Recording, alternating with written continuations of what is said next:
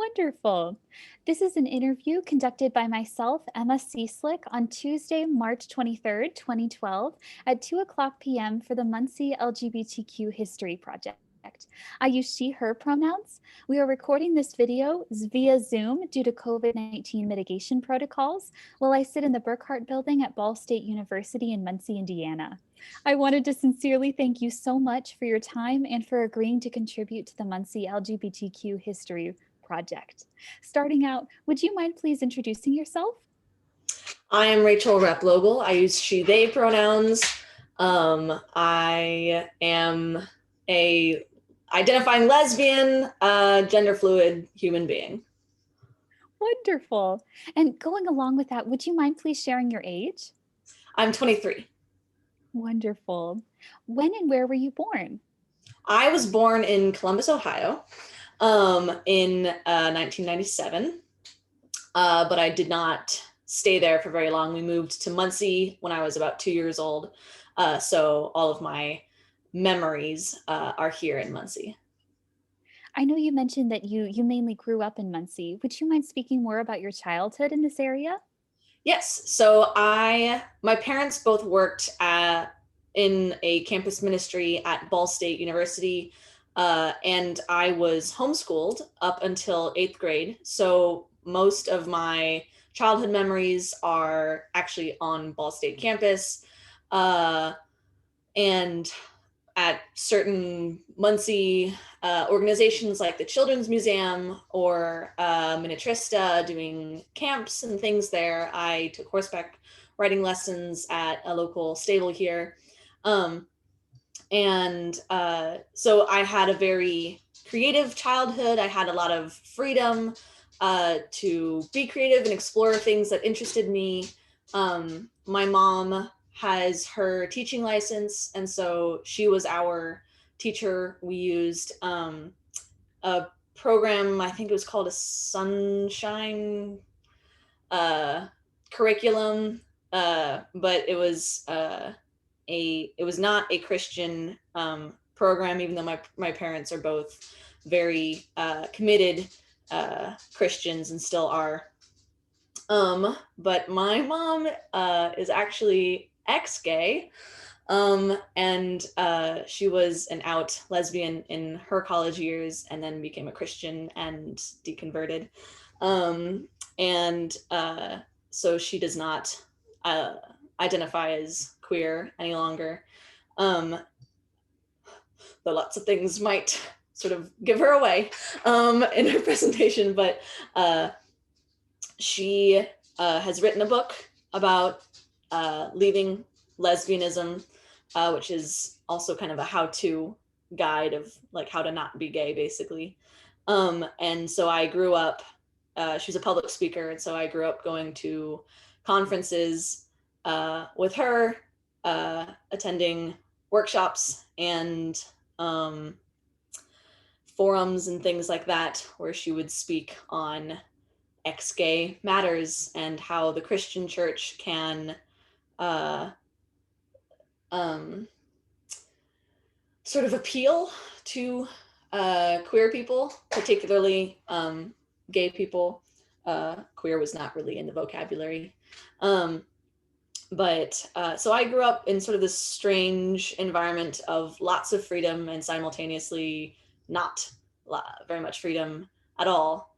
I was free to explore any profession I wanted. I was free to explore any activity sort of that I wanted, but I was it was very clear what the rules were regarding gender expression, regarding sexuality. It was very much a purity culture environment, very evangelical, very repressing, lots of your body is inherently bad messages, a lot of sort of your body as a thing to conquer, and your nature is inherently sinful. And so I grew up in this environment, hearing these messages that my body was inherently bad, both because it's a feminine body and would lead men into sin, but also because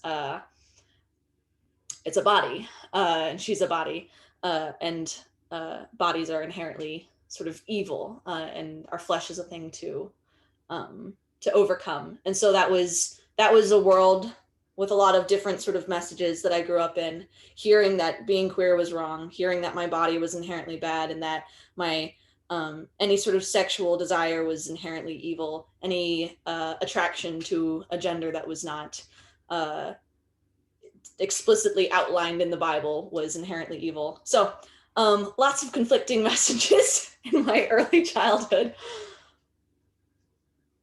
And I'm curious along those lines, I know you mentioned that your parents were campus ministers. What religious denomination were they affiliated and who did they work for? So the organization that they worked with um, is now known as Reliant Ministries. It was previously known as Great Commission Ministries. It's technically non-denominational, which usually just means Baptist. And so they hold very fundamentalist ideologies, sort of classic evangelical, um, patriarchal, and homophobic uh, viewpoints and theologies that, yeah, they're very restricting in what is allowed and what's not allowed. Uh, it was a it was not a Calvinist religion, and it was not end times focused. It was very evangelism driven.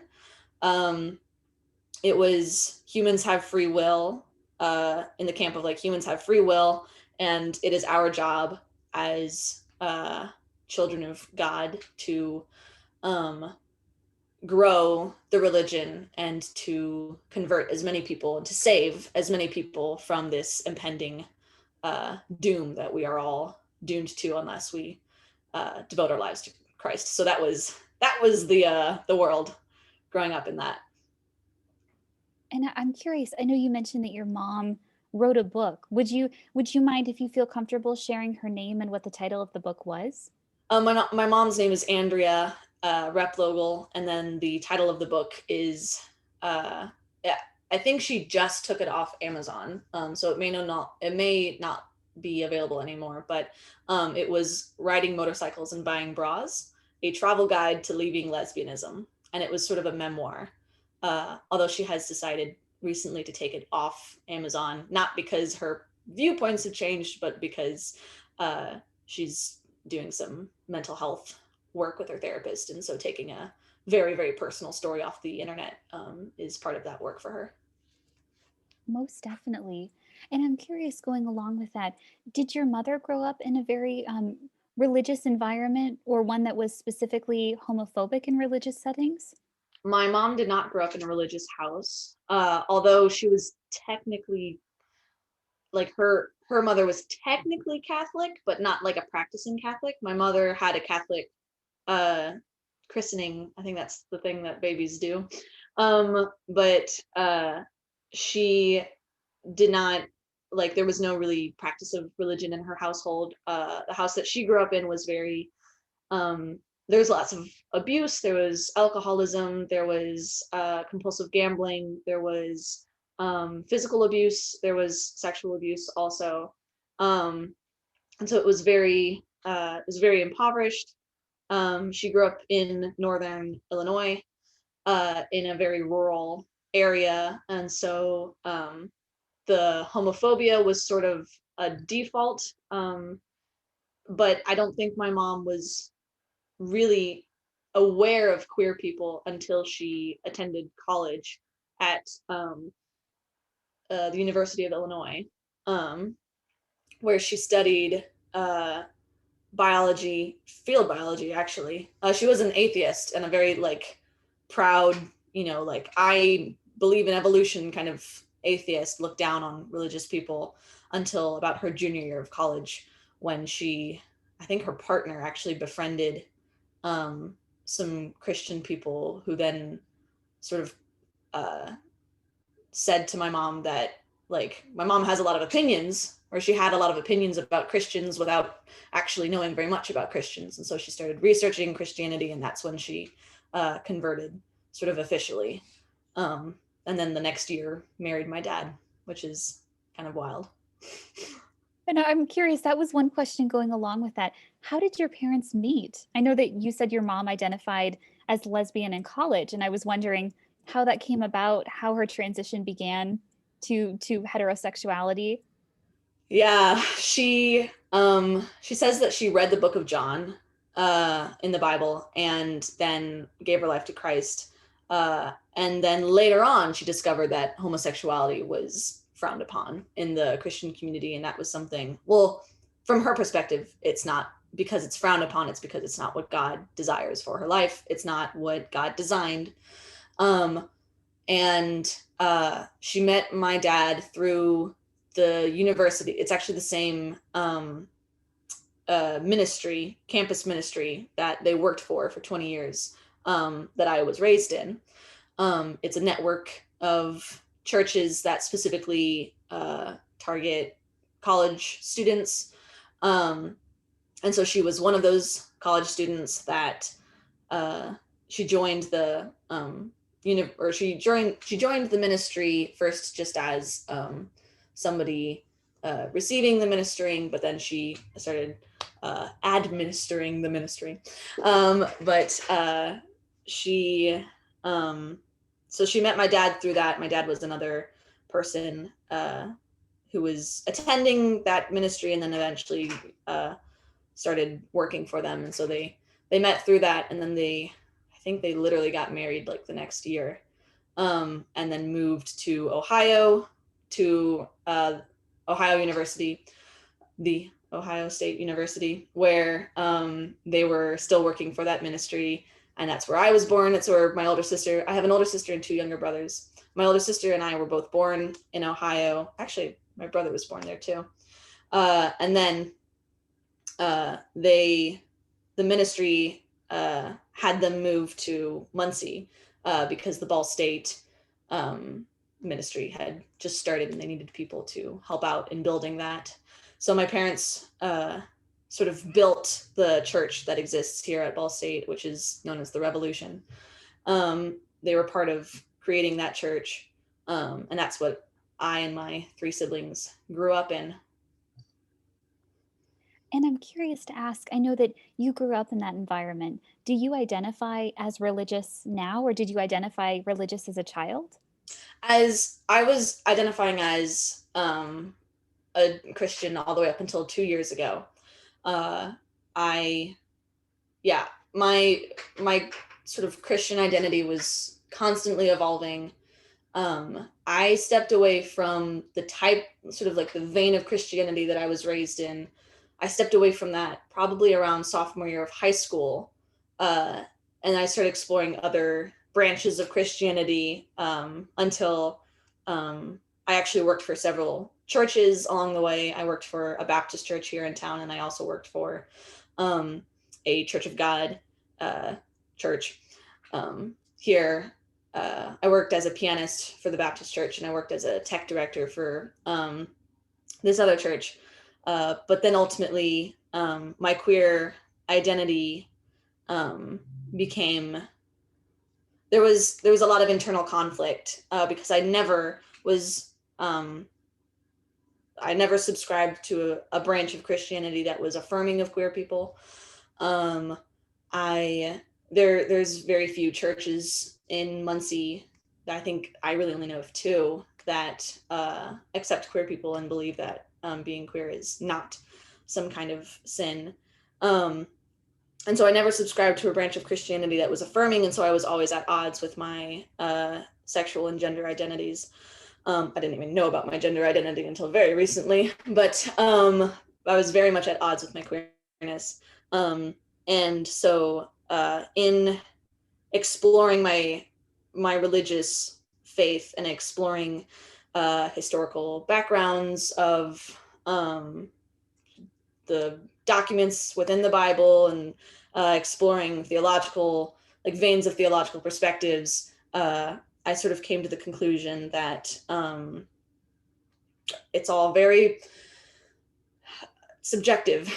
And I was spending an awful lot of time searching for something objective and searching for something certain. And I knew that could not find that within the Christian, or just within, honestly, the world. But I knew for a fact that I was in a very, very poor mental condition, as long as I was trying to make my Christian worldview fit in my experience of the world. There was the cognitive dissonance, and I knew that I was always going to be in a poor mental state unless I at least took a break. And so I decided first to just take a break for 3 months, and I just haven't stopped taking a break, really. And so that's where I'm at. I imagine it will be possible to return to it, but I think there's a lot of trauma that I have to work through before I can really even entertain the idea of introducing religion or some kind of spiritual practice back into my life. Most definitely. And I know you mentioned that you worked for several churches in the Muncie area. Were the names of the churches that you worked for in Muncie? I played piano for Shawnee Heights Baptist Church for 2 years. It's a very, very small church on the south side of town. And I actually played piano for Urban Light, sort of off and on, very inconsistently for a while. I attended Union Chapel, their youth group growing up, which is 180. That's the name of it, I think. Still, they may have changed it. I think it's still 180. But they, and then I worked as, well, actually, I worked. I was technically part of a church plant team for Gardens of Gethsemane, which they have planted a new church on Jackson Street called Normal City, which is in that Normal City neighborhood. Although I wasn't part of that for very long. And then I worked for The Gathering as their tech director for a year and a half. So I've sort of bounced around a lot of different churches. I've worked with The Jar and Commonway, and yeah, I've sort of been all across the Muncie church community. And I know that that allows you to bring a wonderful perspective to our project as well. I know you mentioned that there were about 2 affirming churches that you knew in Muncie. What are those churches' names? Um, Let me remember. I know Grace Episcopal, I think, is the name of it. I that Grace is in the name. I Grace know that. Village? Yes, Grace Village. Yes. That is one. And then there's a Lutheran church on Wheeling. Trying to remember if they have like a specific name or if it's just like Lutheran Church of the Christ or something like that. But Robert Abner is the main preacher guy there.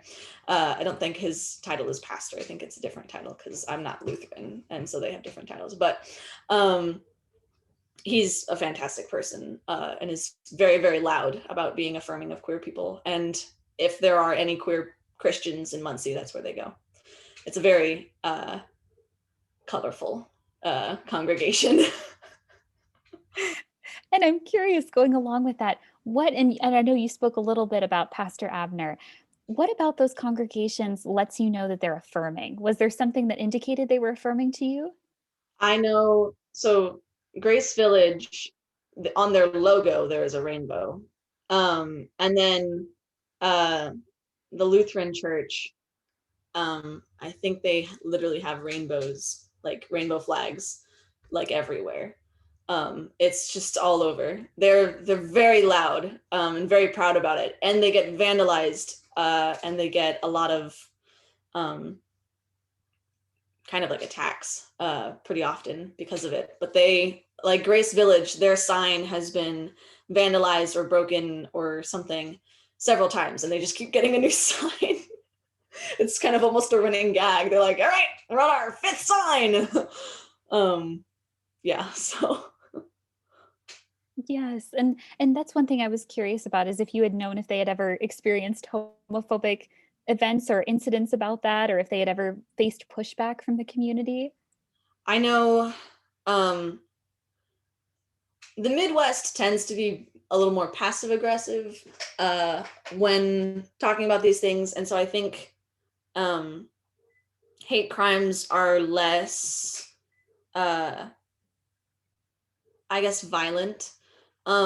Especially, I know like the Muncie community is particularly like, they will talk to each other about it, about how they don't agree, but it's not super common for hate crimes like that to occur. I know there's like all of Washington Street has pride flags on those houses, and they all seem quite safe. But yeah, I know Grace Village has their sign destroyed a lot. I don't know exactly the experiences of the Lutheran Church. I'm not super close with Robert Abner, although we've had coffee a couple times. But yeah.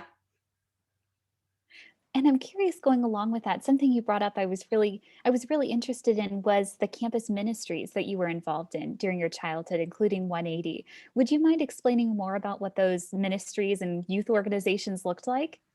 Yeah, so 180 at Union Chapel is very different now than what it used to be. It's sort of, they've done a lot of rebranding as a church. But when I was there, it was they have a very large building. I don't know if you're familiar with Union Chapel as a church. They are the biggest church in Muncie. They're kind of our mega church, although any other mega church would not see them as a mega church. They they have a large gymnasium designated for their youth ministry and their youth group. They have lots of like pool tables and arcade games, and they, you know, lots of like dodgeball, and they had a skate park for a while, and they're very much like, they their sort of strategy is through activities and through games, attracting in younger audiences, and then so that there's like an hour of activities, and sometimes they're organized, sometimes they're not, sometimes it's dodgeball day, sometimes it's just like, go play, you know, video games if you want. There's an hour activities and then a half hour of some kind of sermon, and so their push is invite all your friends to the activities so that they will hear this, you know, preaching of God. And so it's very much evangelistic in the same way that the campus ministry that I grew up in was, where it's like an introduction to Christianity almost every single week, which is something that when I was within Christianity was quite frustrating, because the campus ministry that my parents worked for was, you know, trying to sort of catch new believers.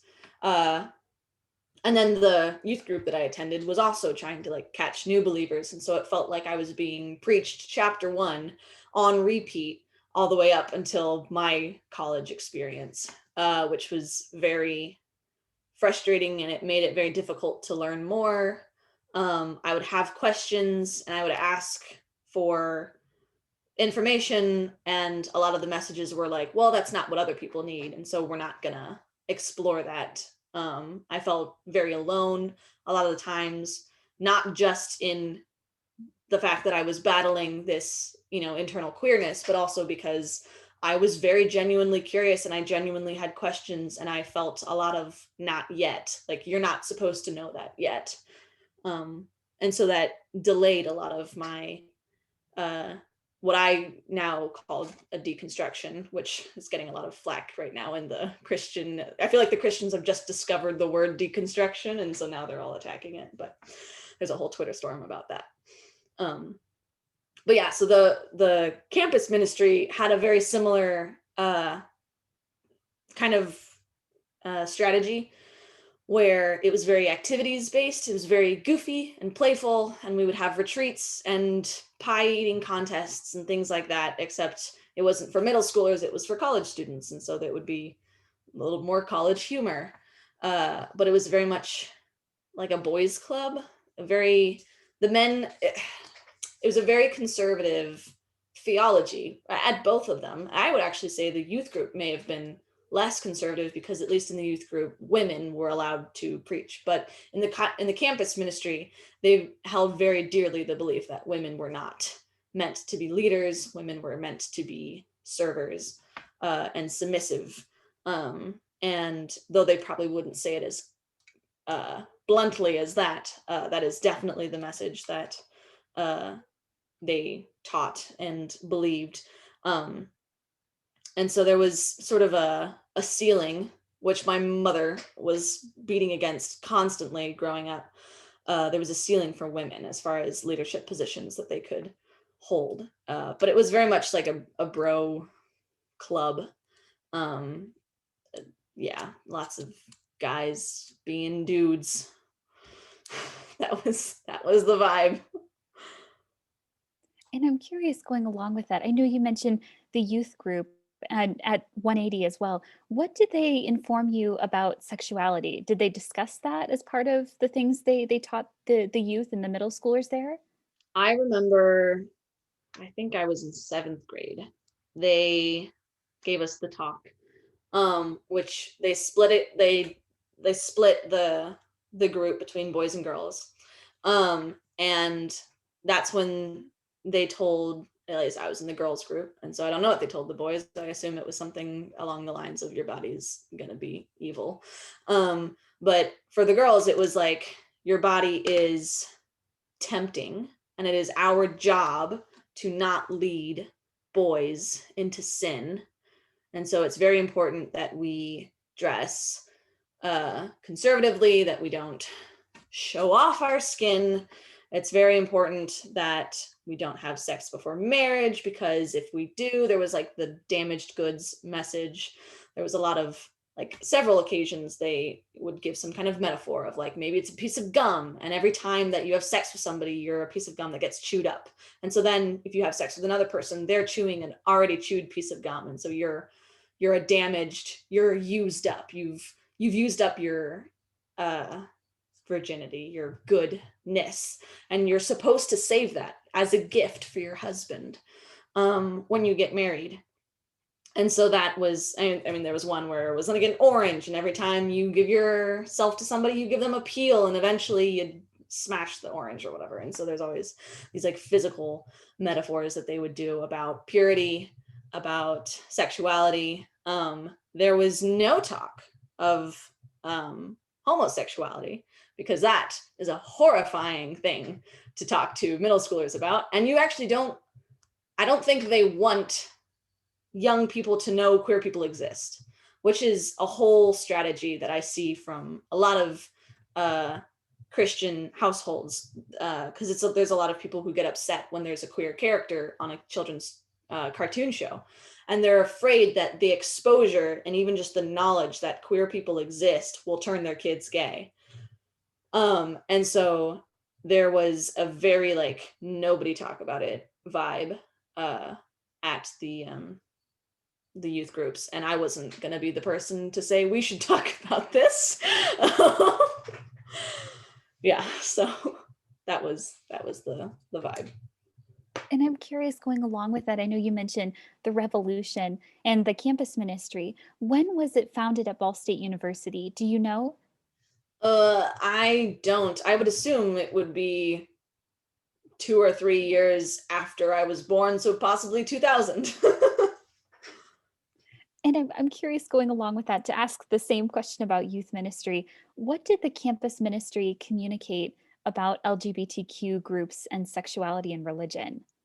So because my mom was part of that campus ministry and part of the sort of staff for them, although I don't think she was ever paid. She did their finances, but that was her leadership. She wasn't really allowed to actually lead people, but she could do their finances, which she did for 20 years.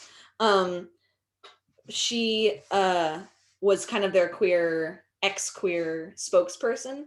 And so if they were ever going to have some kind of conversation about queer people, she would be the person to have that conversation. She had a lot of one-on-one conversations. It was very rare, and this is still, I think, very rare, especially around here in the genres of Christianity that are dominant in the Midwest. It's very rare to have a sermon that openly uh, um, condemns homosexuality because it's a very complicated subject, and obviously lots of people have very strong feelings about it, and Christians don't want to lose members, or churches don't want to lose members. And so, especially with the campus ministry being at a liberal arts college in a university that tends to be very liberal, it was very quiet. They're very, especially now, they're very ambiguous about where they stand. It's very difficult to figure out. And that's sort of a lot of queer people who come from Christianity know that if you ask a church, where do they stand on homosexuality, because it's always just homosexuality. The other sexualities don't exist. It's just homosexuality. If you ask them where they stand and their message is, let's get coffee, that's not a good sign. Because it's very rare that a church will tell you outright how they, like, what they believe. You always have to do a bit of digging to actually find the answer, because they know that the answer is horrible. They know that their stance is problematic, and they try very, very hard to either hide it altogether or to dress it up to seem like it's reasonable. So at least that's my experience with every church around here, including the one I worked at. And I was curious, going along with that, I know that you worked at a church. That led right into my next question. Would you mind sharing more about that experience? Yeah, so that was a different branch of Christianity. They are technically Church of God, although they aren't. The Gathering is much more theologically aligned with the Church of, like, Bethel Church, which is huge. It's like Bethel and Hillsong are like the big ones who have like their own TV channels. Bethel is the more charismatic church. Charismatic, if you're not familiar with Christianese, charismatic being speaking in tongues and miracles and dreams and visions and prophecies and things like that. They're very they like woo or like weird. They say weird is good at the Gathering. That's one of their like catchphrases. Weird things, they love them, which, like, I like weird things too, but also they take it to a different level. But so that was my first experience with a church that was, because growing up, and also obviously the Baptist church, in the Christian world, conservative and like sort of liberal mean very different things in regards to like theology. There's like a conservative, like sort of disembodied Christianity that I grew up with in the campus ministry, which was like, we sit in our seats when we worship and maybe we raise our hands, right? And that worship music, even just like the worship music, is like, okay, guitar and drums. You're pretty crazy if you've got a drum set. Versus the Baptist church was very much like, 3 chords, like amen, hallelujah, a piano and a congregation, maybe a choir if you're feeling feisty, but and then the Gathering was it's a much larger church, and it's a community church rather than a campus ministry. The Baptist church was a community church, but I mean, everyone there was pretty much over 65. And so this was the first church that I had been at, that I had experienced, that had families, that had professionals in fields with jobs, that had a diverse age range, because the Gathering has kind of a coffee shop energy, and so it attracts young people, but it has a family friendly, it's a really good children's program, so it attracts young families, and then they have conservative theology, which attracts old people. So you get a really good mix of people. But they said to me, when I actually wasn't meaning to apply for a job, when I met with the pastor, I was actually trying to raise money for the church planting team that I was sort of on for like 5 minutes. but I met with the pastor and I was just talking to him about this church planting idea. And I thought I was advertising for the church plant. And then he kept asking me questions about myself. And so I would tell him, oh, yes, I'm a film and theater double major. And these are all my skills, and accidentally kind of applied for the job. And he was like, so this church plant sounds cool, but we actually really need this position to be filled because our previous guy is leaving in like 2 weeks. Do you want this really reasonable pay in a field that's relevant to you, college student? And I said yes, because that was a really good just like career move, because I would be I'd be managing a team of volunteers, I would be making videos, I would be designing their stage, because I had like a stage with lights and like light cues during their worship. And so there was a whole sort of theater production to it that also had a video production element. And so it was like the most ideal job I could have sort of landed, except that I would be fired if I came out. And so it was just like, a lot of cognitive dissonance. And I wasn't even intending to come out at the time that I took the job. I was still very much in the camp of like, this is a problem that needs to be fixed inside of me, which was a perspective that I held literally all the way up until like a month before I came out. I came out pretty much immediately after I held that, or I released that idea. And so the environment of the church was also, again, very faux progressive. They preached a lot of things that they did not practice, such as like they would only preach about maybe anti-racism work when it was politically or pop culture like relevant. And then they would maybe throw money at organizations that were doing a Christian version of anti-racism. But it was very rare that they did things that followed through with the words that they said. They talked a lot about being a family, like a church family. The pastor would refer to the church as family, like, hello family, we're gonna blank blank blank. But the pastor was simultaneously extremely inaccessible, because the congregation was about 700 and they had one pastor and 4 people on their team. Their whole entire staff was 5 people. And then me, I was like an assistant out here. And so I even like couldn't access the leaders of the church because they were just constantly overwhelmed by the amount of work that they had to do, because the church was trying to they sort of had this philosophy of like, we will employ fewer people so that we can pay those few people a livable wage, which, like, okay, I see. And also now you have 5 burnt out church members. And so there was a lot of just contradictions in the things that they practiced and the things that they preached. And there was they were much more upfront, at least with me. They weren't upfront with the congregation, but they were upfront with me about homosexuality and being queer. And there was several times that people prayed over me to try to cast the gay out of me. They have a program called Sozo, which is through the Bethel Church. It's sort of like a spiritual counseling / therapy / exorcism thing. It's like a one night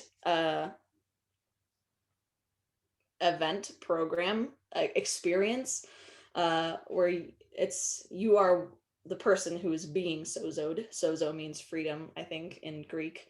But the person who is receiving it arrives at the church after hours on a Monday alone with the pastor and then another person who's like a note taker. And the person who's receiving it sits in a chair and closes their eyes. And the pastor asks them questions, and then that person asks God for the answers and then delivers what they think God said, and the note taker takes the notes. And you do this with an intention of you want to overcome this problem. You want to overcome this habit or perspective or trauma, or sexual identity. And so that was essentially like a conversion therapy that I attempted with them, which was rather traumatic. My body, I think, was having a panic attack the whole time. But yeah, so because they believed in like the speaking in tongues and the miracles and the dreams and the prophecies and anything like that, they were just a lot more intense and sort of hands-on with individual people's and like my individual life. The pastor actually told me that he had a prophecy for me, but I wasn't ready to hear it yet. And I still don't know what it was. Like, he hasn't told me. Part of me wants to be like, what was that prophecy you told me about 2 years ago when I used to work for you? But it was that kind of culture, very different than what I grew up in, and very emotionally charged, and a bit more traumatizing, I think, just because of I think some people find extreme freedom in that sort of worldview and that perspective of like spiritual warfare, and there's maybe demons in certain houses, and you have to, like, when I moved into this house, we walked around and put oil on the windows and the doorways to consecrate the house and keep demons out of it. Like, it's just like really intense. So that's very different. Most definitely. And going along with that, I'm curious, I know you mentioned the Sozo program. When did you participate in that? That would have been, I want to say, hang on. It was 2018, probably, I think in the spring of 2018, maybe around April. And I was curious, what was the name of the pastor that you worked closely with in the position? Joshua Brandt. I think he's maybe still, I've heard that the church has sort of gone through a lot of sort of crumbling of infrastructure, so not surprising if I've burnt out people trying to run the whole thing. So I don't know if he's still the pastor there, but he's definitely still in Muncie. And I was really excited to ask you, would you mind sharing more about your coming out story and how you came to understand your sexuality? So that is a fun story. So all growing up, I was obsessed with this band called Gungor, which used to be a Christian band. But the leaders of that band, which is just a married couple, Lisa and Michael Gungor, they slowly deconstructed their faith and then realized that they were not Christians. And so they stopped being a Christian band, but they did it all while they were famous. And so because they were up there with like Hillsong's band and Bethel's band, and Gungor was up there like with them, and they were at the top of the charts for a hot second. And then Michael like openly said, yeah, no, I'm an atheist. I don't believe any of this. And they were just crucified by the Christian world, because no one is gonna, I mean, there's nothing more terrifying, no community more terrifying to piss off than internet Christians. And there's just like this ferocity toward people who leave. And so I was sort of deconstructing my religion at the same time that they were deconstructing, and they would produce an album basically about the things that they were processing. And so I would get pretty much an album every single year alongside while I was deconstructing. And so it felt like this really special bond that I had with this band of, people I had never met. And I went to like 2 of their concerts, and I got to meet them in person once. But I had attended a conference that was educating church communities about queer issues. I was not out at the time, so I was very divorced from the queer community, didn't actually know very much. Although I was a theater major, so I had that much of an introduction. but and so I had some of the language, but I didn't have the community. But I attended a conference that was supposed to be instructing. I attended it with my mom, instructing church communities about how to effectively reach queer communities and convert. And at that convention, I heard the speaker, who was ex-trans. I heard her say, look at, if you're a person who's struggling with homosexuality, that's always the language, you're struggling with it, then look at what you are attracted to and see if you can find it within yourself. And so I looked at what I was attracted to, which was feminine people, women, particularly like the high feminine people. And I was like, I'm attracted to femininity. And maybe if I am more feminine, then I will be less gay. That was my logic. And so using that reasoning, I saw one day scrolling on Instagram that Lisa Gungor, one of the singers for Gungor, she had posted on her Instagram story or her Instagram page that she was co-hosting a sacred feminine retreat for women in California. And I was like, Lisa Gungor hosting a feminine retreat, this must be from God. And so I signed up immediately, regardless of what money I had in my bank account. And I was like, I will figure out a way to get there. I'm going to sign up for this. And the co-host of that retreat was Dr. Hilary McBride, who is a psychologist researcher from Vancouver, who's particularly studying embodiment and practices of listening to your body and not repressing emotions. And she particularly studies like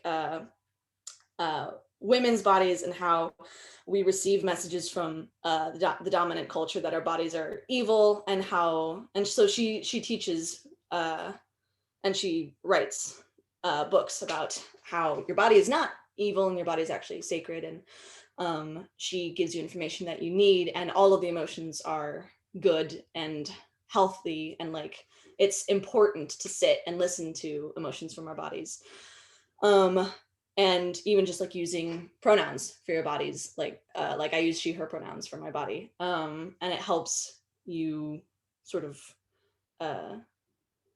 anyway get into the practice of seeing your body as a person that has needs and you can care for, rather than this Christian narrative that your body is bad and has to be conquered. And so she actually is a Christian, although she's a very different type of Christian. But so she co-led this retreat in Ojai, California, at a ranch with 30 other women, in the desert. It's gorgeous, perfect weather, with Lisa Gungor. And I attended this retreat. And in an attempt to repress myself, I attended a retreat about how to not repress yourself and how to listen to your body and listen to their needs. And and I became friends with my childhood hero, Lisa Gungor. And actually, so I became friends with Hillary and Lisa and these other incredible women in California. And so most of the other women were from California. And so there was like sex positivity, and like I didn't even know what the clitoris was until then, and I was like, oh, I'm learning about my anatomy. And the retreat was all about like practices that you can do to like get into your body and reassure your body, like progressive muscle relaxation practices, and like imaginative, I think she's called it like Gestalt practices, where you sort of reimagine maybe a traumatic moment and you walk through it and you reimagine what it should have been like, and you sort of resolve, you help, like it helps to the body resolve that trauma, and so it's that sort of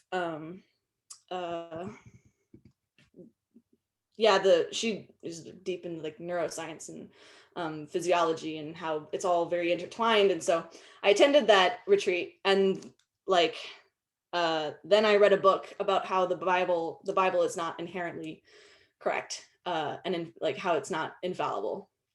And I was like, well, if the Bible is not always correct and my body is not evil, well, maybe I can be gay. And so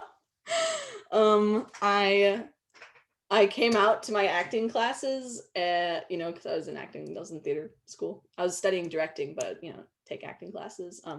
Came out to my acting class. They cheered for me. I kissed a girl for the first time on the same day that I quit my job at the church. And then I had a horrible suicidal period, because I felt so much shame, and there was just a lot of deprogramming to do, a lot of stories that were just like entrenched in my sort of physiology. But I mean, I'm processing through all that shit now with my therapist. And things are looking up. The queer community really caught me, because a part of leaving Christianity is you lose this whole community. You lose all of your friends, you lose your identity, because place your identity in Jesus is a whole thing that everyone teaches, at least in the types of Christianity that exist here. And so there was, a really, really dark time where I had no clue why I was alive. I felt like I had betrayed my family and my friends and everybody that I knew and loved and respected. I lost most of my friendships. I lost a lot of my leaders and a lot of my mentors.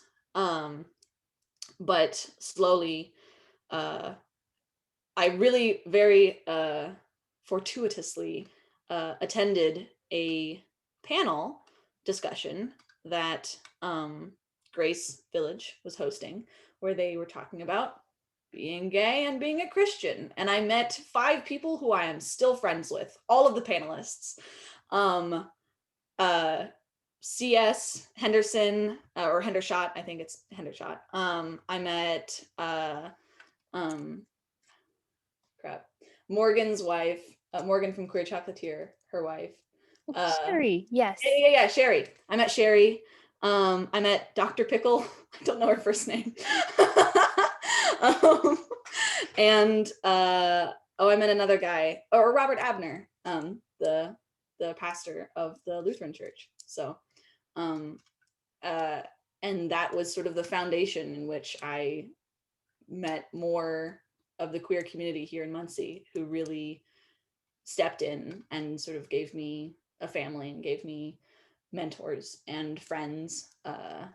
And it was pretty dope. And then I went to the retreat, the Sacred Feminine retreat again, because they had a sort of a sequel retreat for people who had gone to the first one. And I told Lisa and Hillary that I came out because of them, and it was their fault. And now I have Lisa's phone number, and Hillary literally messaged me today on Instagram. And so now I'm very good friends with them, and also a lot of the women from that retreat. And I've been introduced to circles that I have some of the most deep and meaningful and fulfilling relationships from those communities than I had ever experienced, and I didn't even know was possible when I was living in the Christian communities, but like from a place of repression. So there's that whole story. I'm really glad to hear it. And I'm curious, I know you mentioned your education. Did you attend primary and secondary school in Muncie? I was homeschooled until 8th grade. And then in 8th grade, I went to Northside Middle School. I had one friend when I started, and I'm still friends with her. And we both ended up being film majors, which is really funny. But we were friends because we had gone to 3 of the same camps, just like random camps. We both loved animals. And so we had just happened to be at like the same children's museum camp, and then the same miniaturistic camp, and then the same horse like camp thing. It was just really, I was like, wow, I never have a friend that I get to see more than 2 weeks. because that's part of being homeschooled is you make friends for 2 weeks and then you say you'll talk and you never do. But so I went to Northside Middle School and then I went to Central High School, which I was there. It was my junior year that Central and Southside High School merged, which was a whole thing. Although it wasn't as dramatic as maybe the parents wanted it to be. The parents were really the dramatic part. Kids were down with it. They were like, whatever, more kids. And going along with that, I'm curious, I know you mentioned that you came out to your acting class. Were you in college at that time? Yes, I came out 2 years ago in the fall, right after my 21st birthday. So what is that? Fall, was that 2018? 2 years ago would have been, no, that's 2019. 2 years is 2019. Oh my God. But fall of 2019. And or no, it was the fall of 2018 because yes. Fall of 2018. And I was a junior in college. Everything seems to happen junior year. I was a junior in college, and I first came out to that acting class because I was a film, like a video production and theater double major. I was studying directing and theater. And I was it was kind of, actually, again, fortuitous. I was in the most writing and like creating classes that semester. So I was in a playwriting class, I was in a screenwriting class, I was in like a directing class where we had to do something called devised theater, which is, so it's like a collaborative storytelling. And I was just in I was in a creative writing class. Like I was in all these classes where I'm just like writing and creating things. I was in a video production class where we had to make 4 skit videos. And so I was in sort of the best position to process all of the trauma and emotions that I was experiencing, which is kind of cool to look back and have all of these things that I created. I have 4 videos that I made. And I have a script that I wrote, and I have another scene that I directed. And all of them are about being queer, being a Christian, being maybe suicidal, maybe depressed. All of them are just big, heavy things that I was able to create and process all of that trauma through, which was just very, again, it was good timing. And I'm curious, going along with that, I know it was likely different, but I was curious to explore that as well. What was it like to come out to your family? It was, I did not give them the ability to react. So my parents lived in Muncie until about it was in the fall of 2018 that my dad got a job at LinkedIn in California. And so my dad moved literally 2 weeks after I came out, because I was like, I gotta come out in person before he moves, because my dad got the job and my mom waited until my brother graduated high school. And then he would, all the kids would be out of the house and empty nesting and moving across the country to the richest place in America. Very different culture, San Jose. But at least it wasn't San Francisco, because they would be just absolutely overwhelmed. Still capitalists in San Jose. But so my family was at it was my youngest brother, who still lived at home, was in high school, John. He was there, and so was my dad and my mom. They were all just sitting on the couch watching a show or something. I think it was Parks and Rec. And they love Parks and Rec. I love Parks and Rec. It's a good show. I was there just hanging out, because I would frequently just visit them and eat their food and then leave. But I literally was all right, and I went to leave. I went there with the intention of coming out to them. They knew that I was struggling with homosexuality, and they had known pretty much since I was aware of it myself, because we grew up in a house where privacy and secrecy were kind of intertwined. And so there was sort of this expectation of reporting anything that you were working through, reporting that to the parents. And so I was the good kid. I would tattle on my siblings all the time. And I had sort of assumed, I'm the second child, so I'm the good kid. I had assumed that role, which is part of why coming out felt like a huge failure. And it was both a deconstruction of Christianity, you know, diverging from gender and sexuality expectations.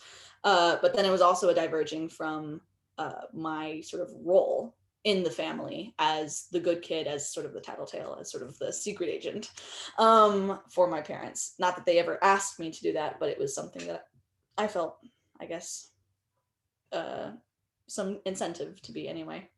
And so I was on my way out. I was just gonna leave. And then I was like, no, I have to do it. And I literally turned back around and like went back into the house and walked into the room and said, parents, I'm gay. I like women. Actually, I didn't say I'm gay. I said, I like women. I like them a lot. I'm gonna try to be okay with that. Okay, bye. And I left. Just, nope. And I just like, don't talk to me. Don't react. That's how I did it. Cause I just couldn't, cause I was also so new to being affirming of queer people. I knew that if I got into any kind of argument with them, they could still persuade me to drop it all, to like be like, oh no, you're right. It's definitely a mental health issue. Like they could have very easily persuaded me, and I knew that I was still fragile. In that it was a belief that I was trying to believe. I wasn't fully there yet. And so I left, and I didn't let them talk to me about it. And I was like, don't talk to me about it. And I basically ghosted them for like a couple weeks. And then eventually, my mom and I only recently have really candidly talked about it. The relationship is very precarious. I can really only handle my parents in small doses, and I feel very defensive when I'm with them. My dad is less upfront. My mom is the kind of person who names the elephant in the room, which is good, and I like that about her. And also, my dad is very much like, I don't want to address it. No conflict, kind of guy. But my mom was like, hey, let's talk about this. Let's be upfront.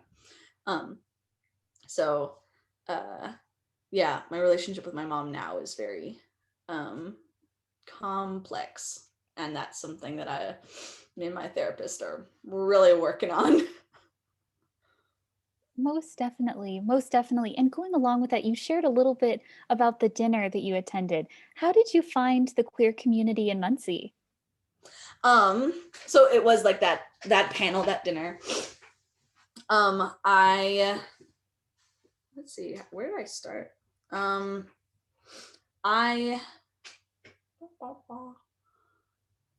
So I did a lot of work with Muncie Civic Theater. I was in a couple shows with them when I was a kid, but I also now I have my own videography company, and I've been doing freelance videography for the Muncie community for a while. And Muncie Civic Theater has been one of my sort of recurring clients and relationships for like 5 or 6 years now. And so I know quite a few people through that, and through the leadership, not necessarily the people who participate in the shows there, but through the leadership. I've made a lot of connections.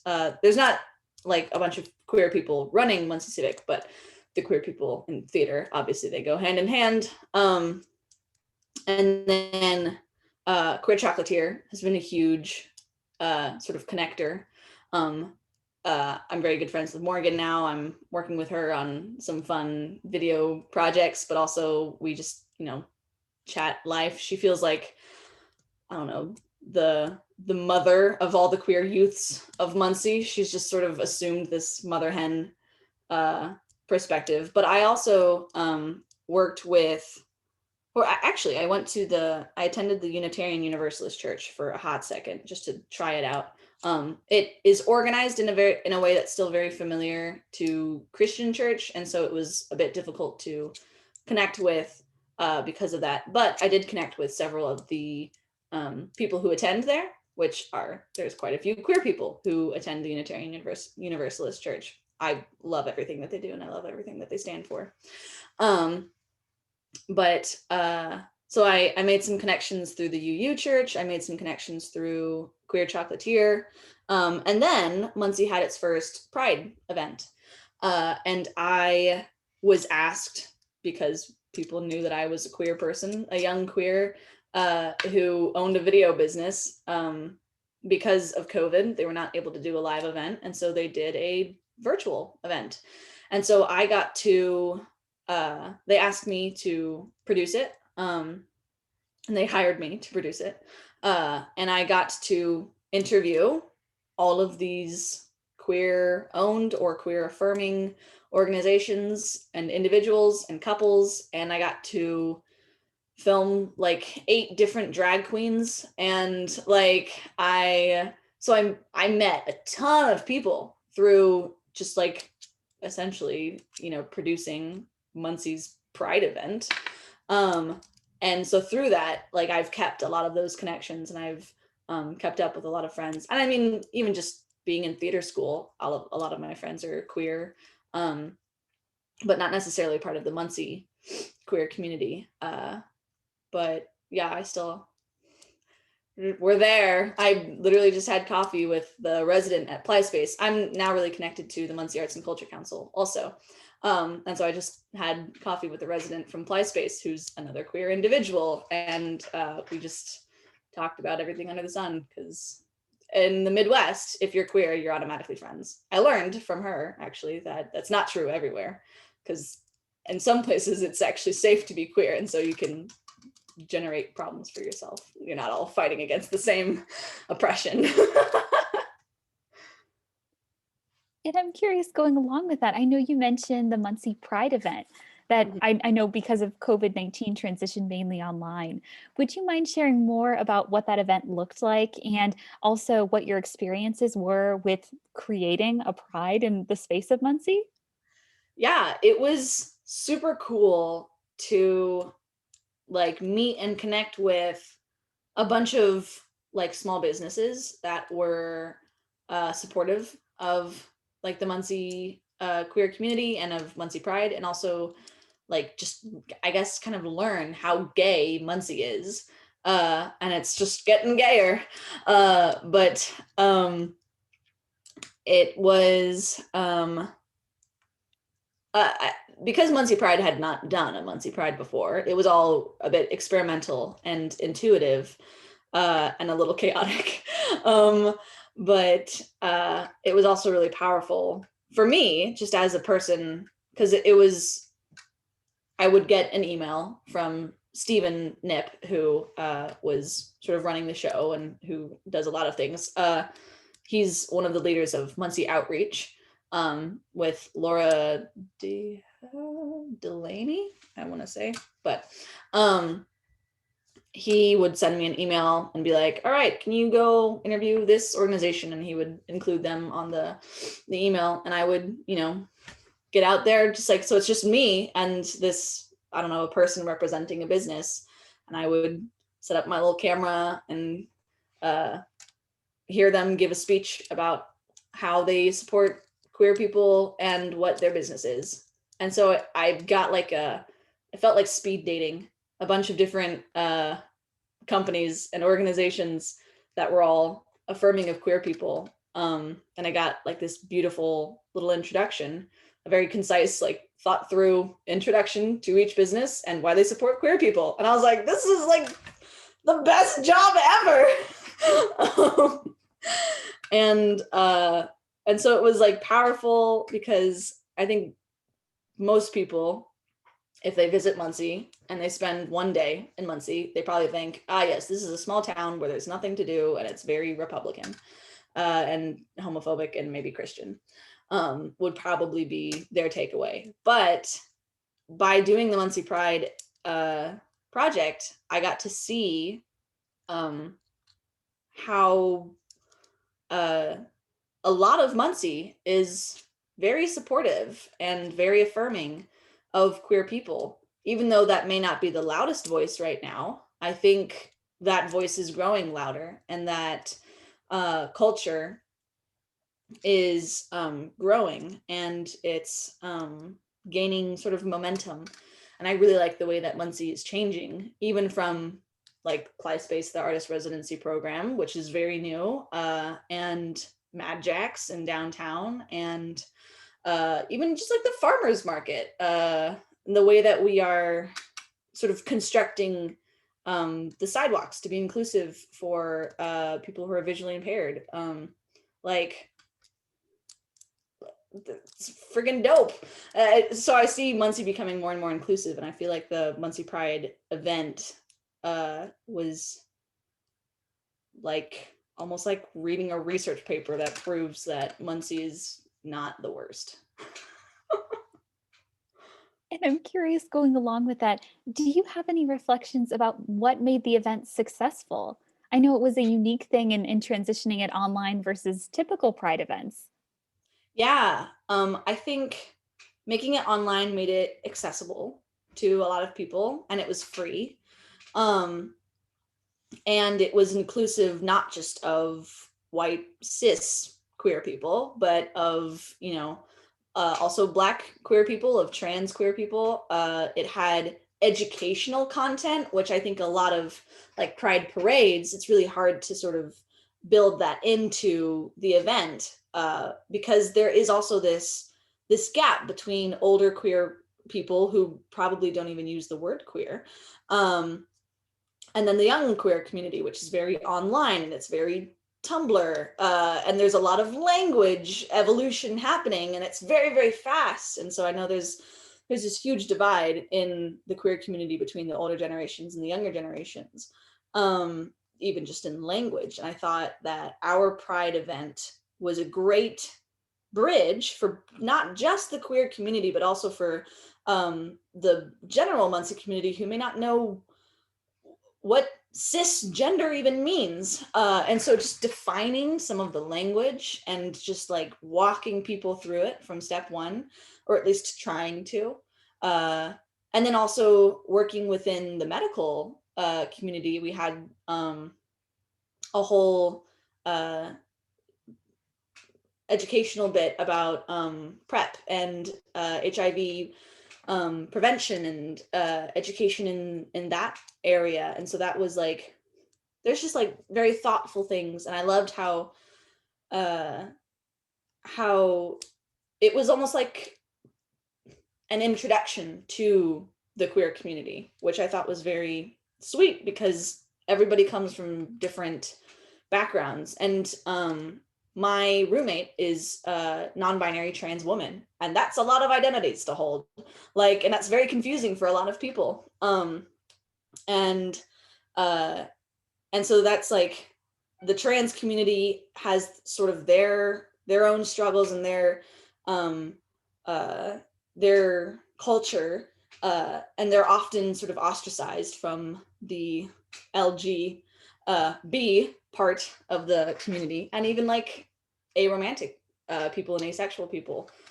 There's marginalized groups within the marginalized groups. And so I thought Pride did a really good job of including a lot, if not all, of those identities and people, and giving people a very comprehensive and also not overwhelming introduction to the queer community. So I thought that was really great. Most definitely. And going along with that, I was really curious to ask, I know you mentioned acting and film studies. Where did you attend university? Ball State. So I've been in Muncie Wonderful. like always. And going along, I was really curious, how have you seen the LGBTQ community change over time? I know you've been here for a long period of time, so you Yeah. probably have a wonderful perspective to bring to the project. Well, some of it is, I mean, obviously the introduction of queer chocolatier is huge, and extremely visible and brings a lot of visibility to the queer community here in Muncie. But I know that most of the older queer people that I'm familiar with um, left and then later came back. Charlize Jameson is somebody who comes to mind. She's a trans woman who um, I think she only came out as trans. She's like in her 60s, and so I think she only came out as trans when she was in her 50s, and so um, she lived a long time living a lie. Uh, and she left and tried to find freedom. And she says that when she came back, and that might, maybe that's just another person that you could interview, but from what she told me, she says when she came back, there was more community here and more acceptance than in other places that she could find. Uh, and like when she left, that wasn't the case, but now that's true. And so she would be a great person to ask about the queer community and the evolution of the queer community, Charlize Jameson. Um, but I know like the energy of Muncie has changed a lot. Downtown used to be a place where like you didn't want to be after hours because you're like, I will get robbed. And now it's the place to be down like after hours. It's like that's where the bars are. That's where the art is. That's where the first Thursdays happen. That's where, you know, fun things are happening. And there's this arts community that's growing, and alongside art, queer people exist almost all the time. And so along with an arts community growing, we have a queer community that's growing. But I know that the owners of Vera Mays have been here for a long time. It's, you know, gay men who've owned that restaurant and have been there at that location for quite a long time. And so they probably know, because part of growing up homeschooled is I was a bit isolated from the Muncie community altogether. And then being a Christian, I was in a very specific group of people. And then even just at Ball State is kind of a bubble. And so I feel like I haven't really gotten to know Muncie until honestly coming out and pretty recently, and actually, you know, starting a business and working with Pride. And um, it feels like, and actually now as a videographer and with this video business, I shoot a lot of music videos with hip hop artists. And so I'm getting this introduction. Most of the hip hop artists are on the south side of town. And so I'm getting this introduction to a whole side of town that is completely isolated from the north side. And I'm learning about bars and coffee shops that I didn't know existed. And I lived in the city my whole life. Um, and so that's a whole element that I think is pretty wild. I know as far as like queer visibility, downtown right now is the main area. I know like all of Washington Street is like super gay and great.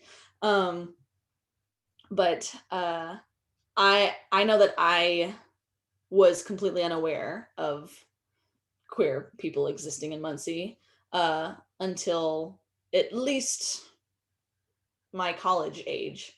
But some of that might just be where I was and what communities I was operating in. It really does feel like I've left a bubble and entered the world.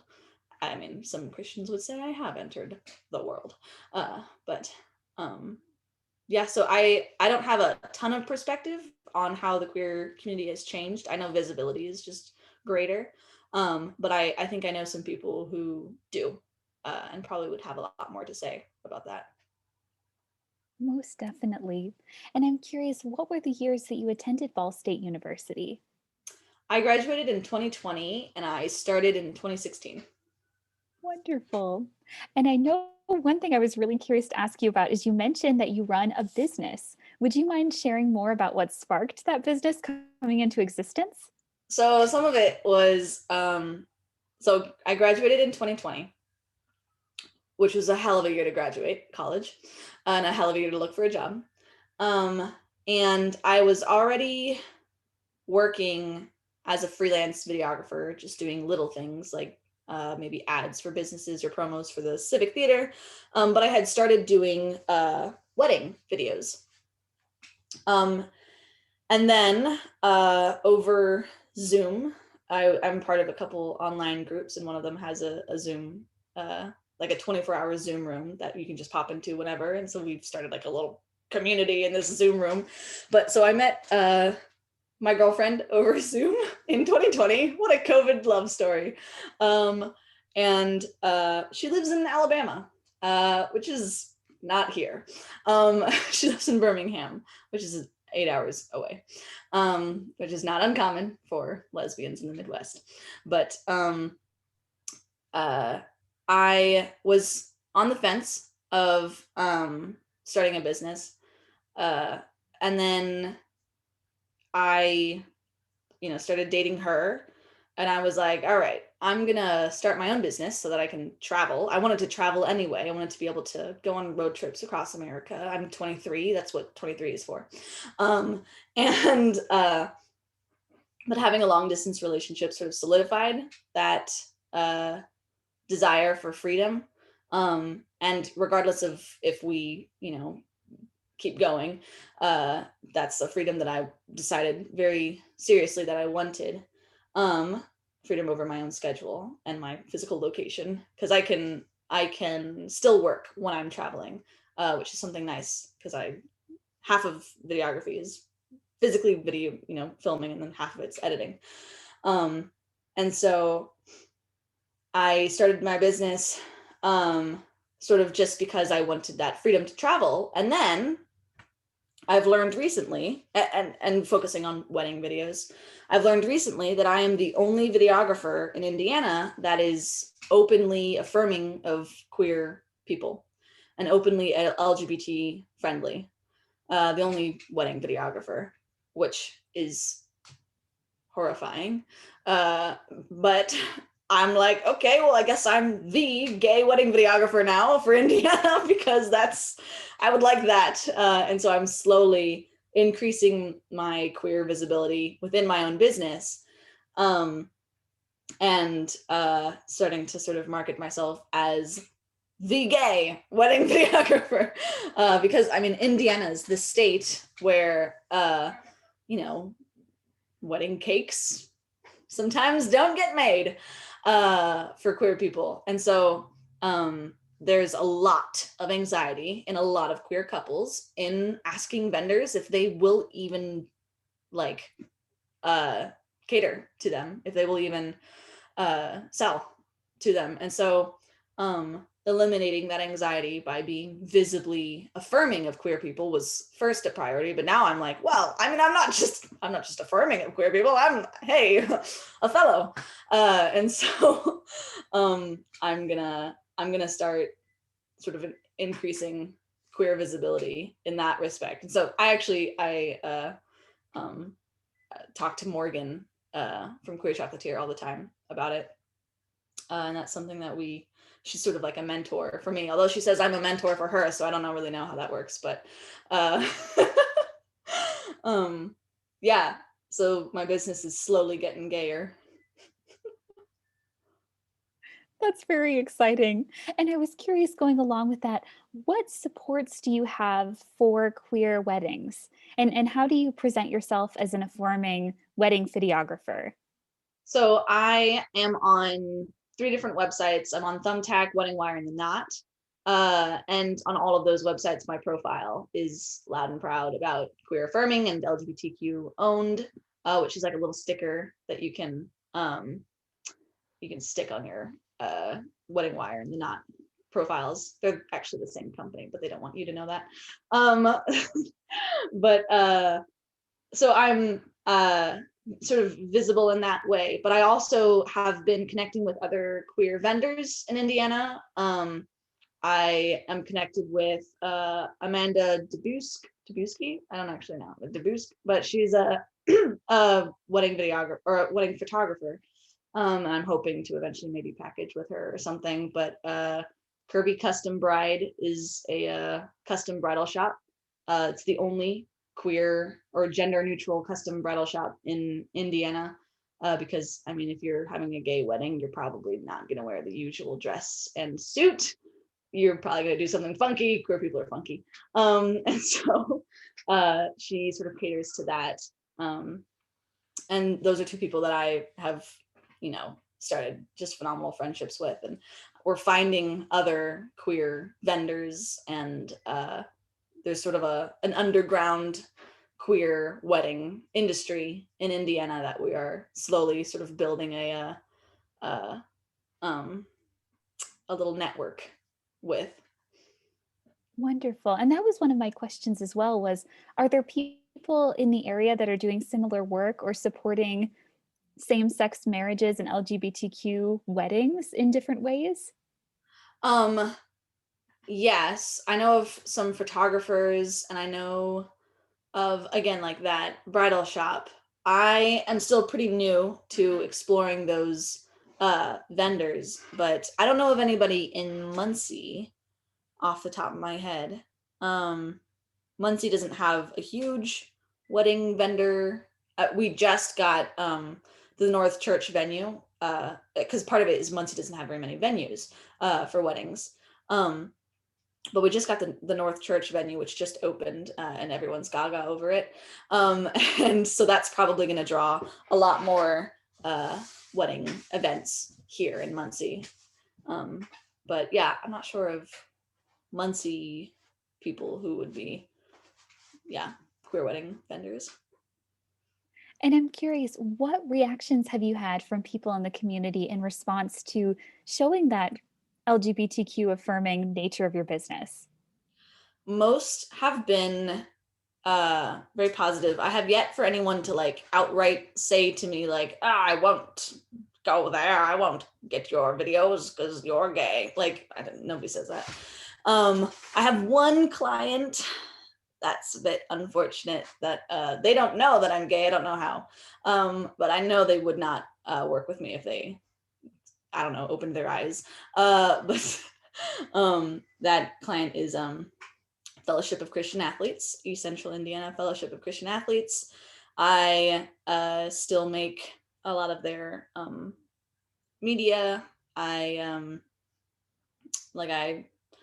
go to they pay me to come to their camps and like film and make little recap videos. And then they also have a big event each year called Fields of Faith that I usually edit the footage for and give them little DVDs and things like that. But I know that that's an organization. It's some people will like boycott Chick-fil-A because they donate to anti-LGBTQ organizations. FCA is one of those organizations. They're sort of like a Christian club for high schools and middle schools. They mostly target underage minors. They mostly target minors.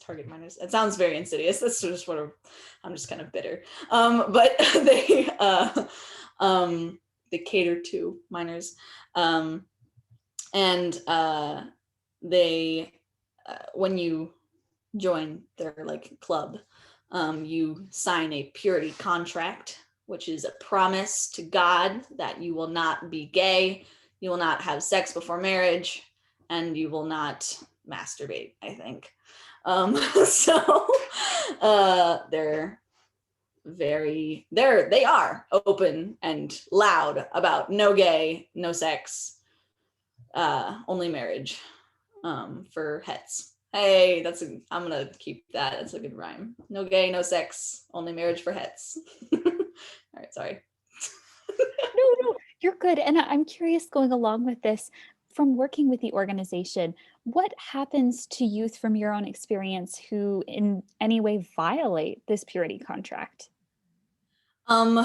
There's sort of a gentle correcting, because usually, because of the message that God knows everything, usually I see youths self-report, and there's this like deep shame.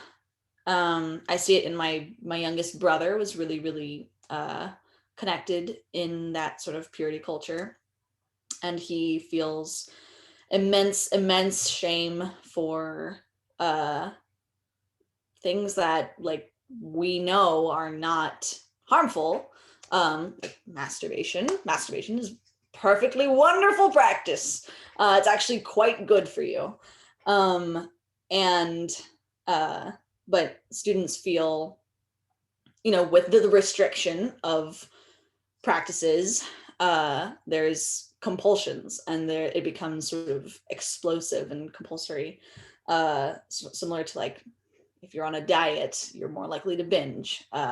So like I see that with young people who they develop probably just like really maladaptive practices. They develop compulsions, and they develop porn addictions, and sex addictions. And I mean, even just like the shooter in Atlanta said he had a sex addiction because there was this temptation that had to be eliminated. That's very standard purity culture.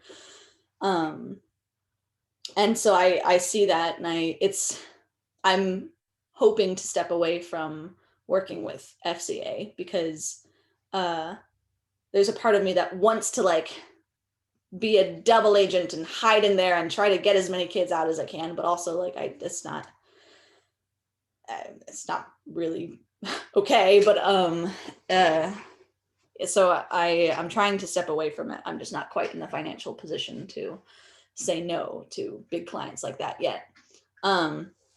And so it's very sad to watch what's essentially self-harm, in my opinion. Most definitely. And I was curious, going along with that, have you experienced any positive reactions from people in the community that have participated in your business specifically for queer wedding videography? I was curious Yes. what their reactions were. Oh, yeah. It's pretty much every single queer couple that contacts me first tells me that I'm the only videographer that is affirming. Like I've had 3 people tell me that now, which is just nuts. But they tell me I'm the only person who's affirming. They tell me that they're just so amazed and surprised and relieved that I exist, and that they don't have to ask some big, because part of it is also like, especially in the younger generation of queer people, pronouns are a whole language to navigate that. If you're not at least adjacent to the queer community, it's probably very unnatural for you to even use they them pronouns, which is kind of the beginning of divergent pronouns. And so for a queer couple to ask someone who has as much influence on the retelling of their marriage as a videographer, like, will you, 1, even do a queer wedding?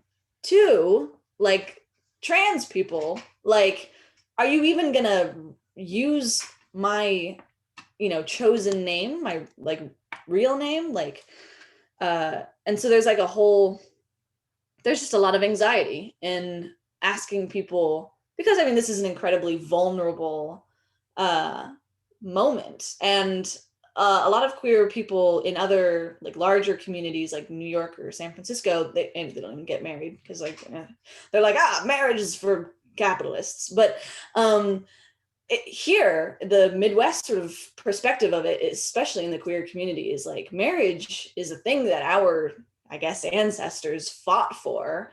It's a thing that has been withheld from us. It's a human rights. It's almost like being a woman or maybe a Black person and voting. Like it's this thing that we've fought to have, and so it's an honor and it's a privilege to get married. And so there's it's always really fulfilling to be able to provide literally just the bare necessities of a service, of just retelling them the day of the marriage, just capturing the day of the marriage in some kind of full-length video, but also like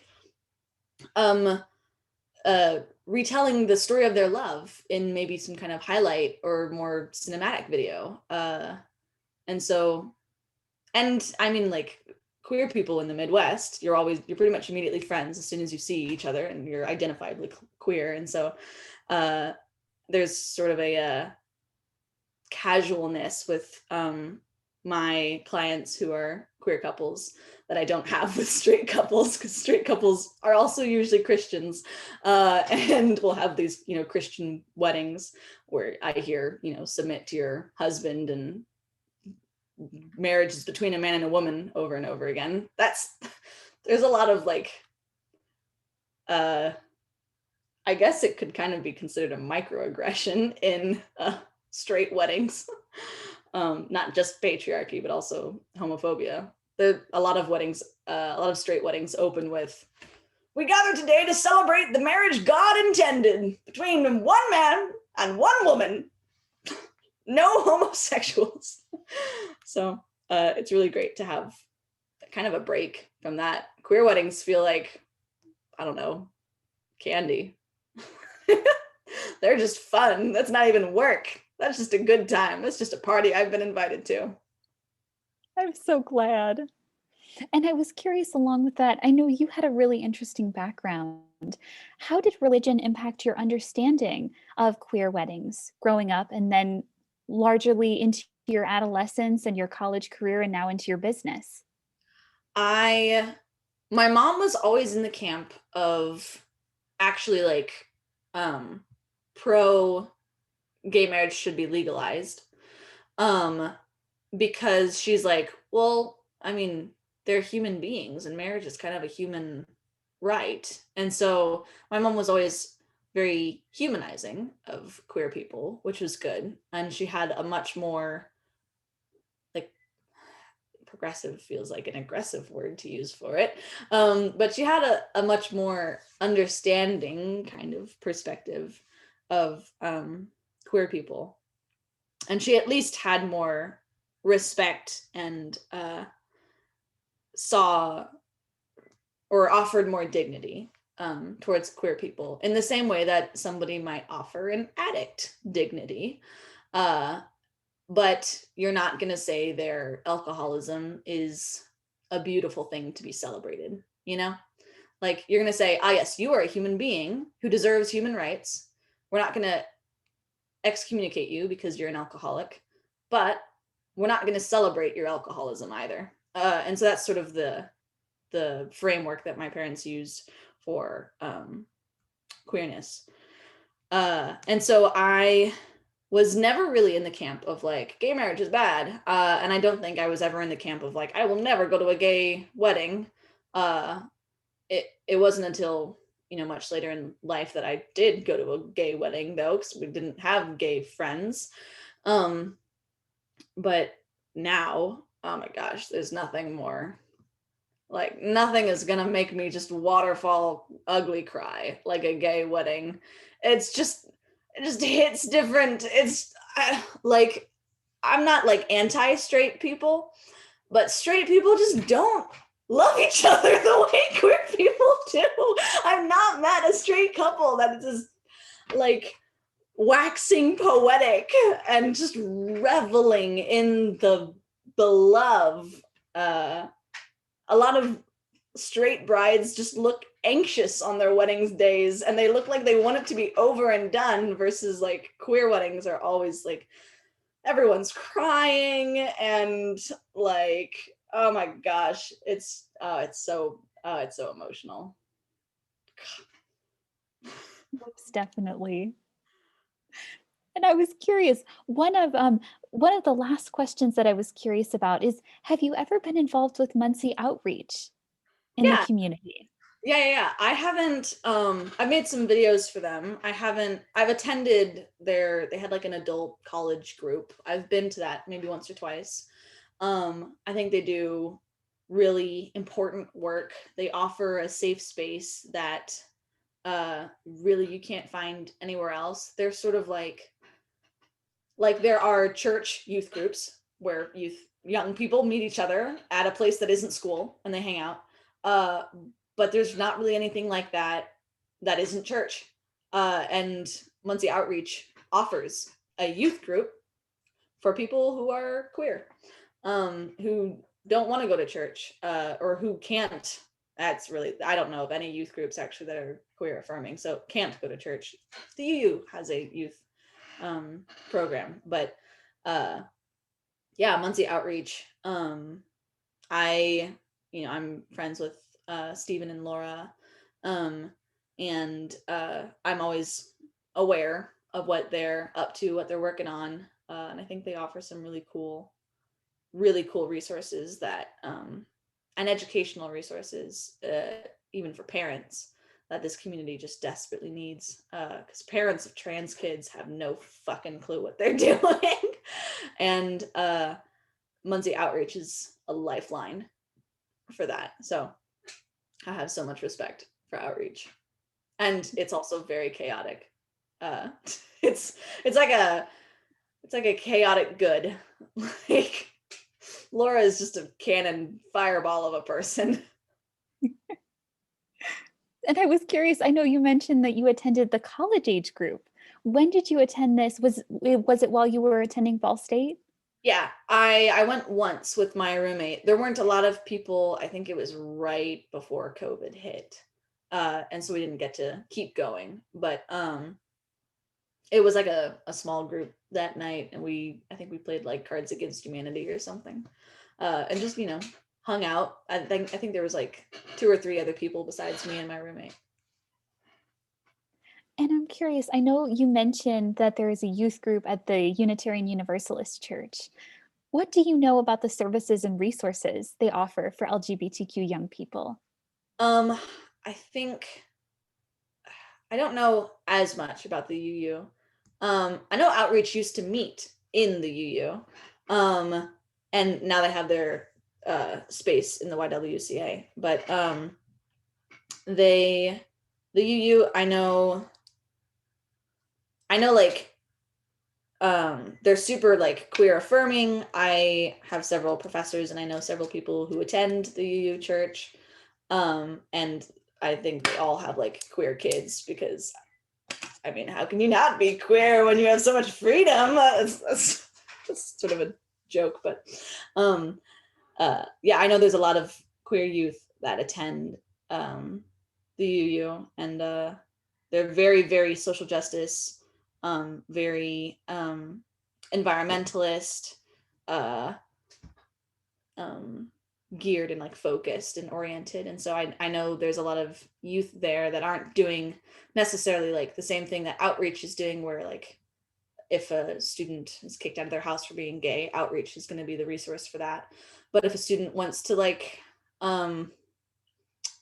explore their spirituality, Outreach won't be a resource for that, and the UU will. And so they're doing important and different work, I think. At least that's my sort of understanding. Yes. And I was curious, going along with that, what do you think accounts for the differences that you're seeing in youth groups around Muncie? I know you mentioned some of that Christian background as well, but why do you think that a lot of people that tend to be more affirming are coming to the Unitarian Universalist Church? I think some of it is like, if you, I mean, even if you are a Christian, but your kid is gay, and you don't want them to, you want them to know that they are good, and you don't want them to hear these messages that they're bad or evil or wrong or sick. There's not a lot of churches or groups that you can uh, you can uh, you can't shield them from those messages, unless you really have 3 options: Grace Village, which doesn't have a youth program that I know of, the Lutheran Church, which has a smaller, younger kids program, to my knowledge, and then the UU Church, which has more of a middle school, high school group. And also a lot of the kids from Outreach go to the Unitarian Universalist Church. It's kind of a Venn diagram with a lot of crossover. Yeah, I think the Unitarian Universalist Church is very community focused. They always have, I don't know if it's a full meal after each meeting, but it's some kind of like coffee and like cookies or something. They have a social sort of hour after their 1 hour of church, which is something I've only seen Urban Light do. But they are also social justice oriented. They'll talk about anti-racism issues, not just as they arise in the dominant culture, but as they arise within the Muncie community. And they'll talk about environmentalist work, and they raise funds for trans activist groups, and they do a lot of, they put their money where their mouth is. And I think they provide a lot of community and consistency and safety for lots of different types of people, but particularly maybe progressives, or even just even Democrats, because being a Democrat in Indiana, or be kind of lonely. And so, but that's again Venn diagram with a lot of crossover, so you get a lot of queer people there. Most definitely. And as one of my last questions, before coming to a little bit of an end, I was curious, when you attended Ball State University, were you involved in any student organizations that promoted allyship, including Spectrum? I attended one Spectrum meeting. The queer people in the Spectrum, I guess, community are a very different sort than the queer people in the theater community and in the communities or the arts communities that I sort of associate myself with. The Spectrum community, at least in my one time there, were very much like gamer people. They seemed very much like in the anime scene. And so there wasn't a ton of, I mean, like, other than being queer, and they also were just like a lot more, I guess, present on the internet. And so there was a different energy there than what I was sort of familiar with. And there was a little bit less of a quick connection to make there. And so I didn't really connect with people at Spectrum, although I respect and support what they're doing, and they're providing a very important space for lots of people who need that. But it was a space that I just didn't find a lot of connection to. So Yes. And I was curious, in closing up the interview, is there anything that we haven't covered today that you'd still like to talk about?